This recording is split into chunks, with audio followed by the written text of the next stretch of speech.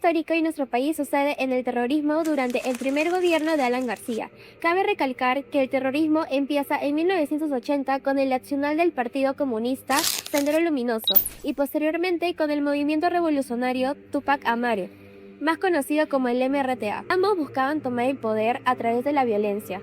En nuestro contexto de nuestra clase, en la semana 11, titulada La crisis económica de los 1980 hasta 1990, nos habló de que Alan García llegó al poder en las elecciones de 1985 con su partido, el APRA. En este gobierno, Alan García buscó implementar las medidas económicas de Víctor Raúl Haya de la Torre, como un sistema heterodoxo. Sin embargo, pese a estas medidas, hubo graves crisis financieras y el Fondo Monetario Internacional atribuyó al Perú como un país ineligible, lo cual hizo que haya una hiperinflación que sumó más del 1000% y devaluó la moneda, que en ese entonces era el INTI. Siguiendo en la semana 12, titulada Sendero Luminoso y la lucha contra el terrorismo, nos habló un dato curioso, que el primer término terrorismo fue atribuido al partido del APRA por el gobierno de Odría.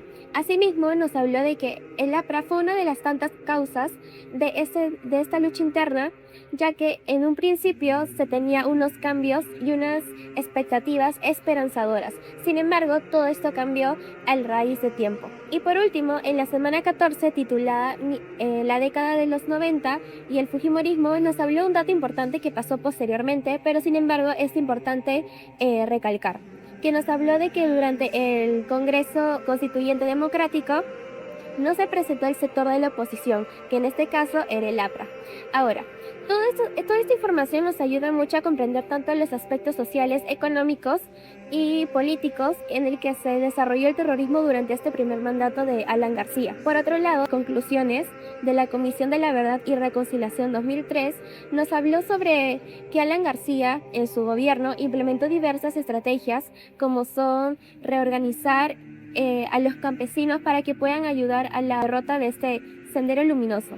Sin embargo, recibió críticas, ya que no se logró un cambio esperanzador.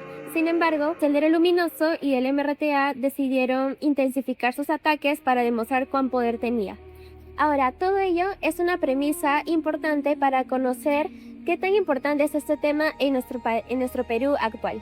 Una de las principales causas que permitió el fortalecimiento del terrorismo durante el primer gobierno de Alan García fue la crisis del sistema político y la incapacidad del Estado para responder a los problemas sociales, económicos y de representación nacional. Según Salas Díaz, el gobierno aprista llegó al poder con la promesa de solucionar los problemas económicos y sociales. Sin embargo, no logró responder a las nuevas demandas de la población, ni tampoco logró fortalecer las instituciones democráticas. Esta falta de capacidad del Estado para representar y atender las necesidades de los ciudadanos generó desconfianza y debilitó la legitimidad del sistema político, creando así un contexto favorable para que organizaciones como Sendero Luminoso ampliaran su influencia. Esta interpretación coincide con Manrique, quien sostiene que la violencia política fue la manifestación de una profunda crisis social y política acumulada durante la década de 1980. Desde esta perspectiva, el terrorismo no puede entenderse únicamente por la acción de los grupos subversivos, sino también por la debilidad del Estado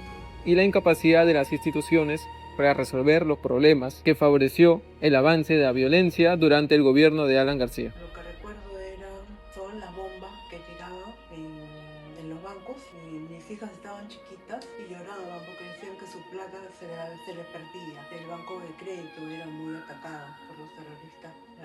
También bastantes muertes en Ayacucho, mataban a niños, mataban a cualquier persona que policía veían, según cuentan, ¿no? Veían personas hablando con policías y los iban a sacar a su casa y los mataban. Era muy horrible todo. ¿Qué hacía el gobierno de ese entonces de Alan García? La verdad se le escapó de las manos, igual como ahora la inseguridad, igualito, no hacían prácticamente nada. Continuando con lo que menciona mi compañero Giancarlo sobre el abandono social y la crisis económica, es fundamental entender que estas vulnerabilidades desencadenaron consecuencias devastadoras para la población, las cuales tienen sus raíces desde el primer gobierno de Alan García. Una primera consecuencia directa fue el desplazamiento masivo y la destrucción del tejido económico rural. Según explica la Comisión de la Verdad y Reconciliación en su informe final, la violencia desatada por los grupos subversivos, sumada a la desprotección del Estado, obligó a miles de comunidades a huir hacia las capitales, abandonando sus tierras y profundizando la pobreza extrema en el país. Una segunda consecuencia fue el quiebre total de la confianza ciudadana y la escala de violaciones a los derechos humanos. Tal como detalla el antropólogo Carlos Iván de Gregory en su libro Qué difícil es ser Dios, la estrategia militar inicial, que no lograba diferenciar entre terroristas y campesinos, dejó a los civiles atrapados en un fuego cruzado moral. Esto generó un trauma social profundo y un resentimiento hacia las autoridades que en muchas de las regiones más olvidadas sigue vigente hasta el día de hoy. Estatizó la banca. Estatizar la banca, ¿qué cosa quiere decir? Le quitó la banca a los dueños, lo estatizó para poder él manejar el dinero. ¿Y qué pasó? Y lo que hizo también pues una inflación, una inflación creo que hasta de 7 dígitos. Una inflación, pero creo que fue la mayor inflación que hubo en el mundo o en Sudamérica. Y la gente, pues, yo me acuerdo que en ese tiempo había nacido Pamela, mi hija, y mi mamá, que ya falleció, se iba al mercado como tenía conocidos y me conseguía la leche pues, para darle. La leche, el arroz, el azúcar, todo escaso. La gente, el pan que costaba 10 céntimos en ese tiempo, 10 céntimos, lo subieron a un sol cada pan. Imagina, todo el poder adquisitivo que había de la moneda se perdió. Los soles que eran en ese momento lo pasaron a nuevos intis, le quitaron 3 ceros a la moneda en esa época. Y como seguía la inflación, le volvieron a quitar 3 ceros más y de ahí salió el nuevo inti. Fíjate la manera en que la moneda se devaluó. Y la corrupción pues que siempre hay en todo gobierno, pues, ¿no? El famoso tren eléctrico que inauguró, que supuestamente engañó a la gente de Alan García diciendo de que ya lo iban a inaugurar, se subió al tren y todas esas cosas, pero nunca funcionó ese tren hasta creo que hace 5 o 6 años que recién funciona ese tren. ¿Y tú piensas de que la inflación fue parte también de la mala organización que tuvo con la lucha interna? El error de él fue pelearse con la banca internacional, no quería pagar la deuda externa, que es la deuda externa proviene pues de gobiernos anteriores que se van endeudando, entonces la que tenemos que pagar somos nosotros, todos con nuestro impuesto. Se peleó, no quiso pagar la deuda externa, entonces y al hacer eso con el Fondo Monetario Internacional se pierde la confianza, no te da préstamo. ¿Y tú crees que ese desequilibrio económico hizo para que Sendero Luminoso, movimiento del MRTA, Claro, ese es uno de los puntos, ¿no? Porque al no haber trabajo y al no haber poder adquisitivo, al perder la moneda del valor, la gente qué cosas tenía para comer. Creó más pobreza. Eso crea más pobreza, menos trabajo, más delincuencia.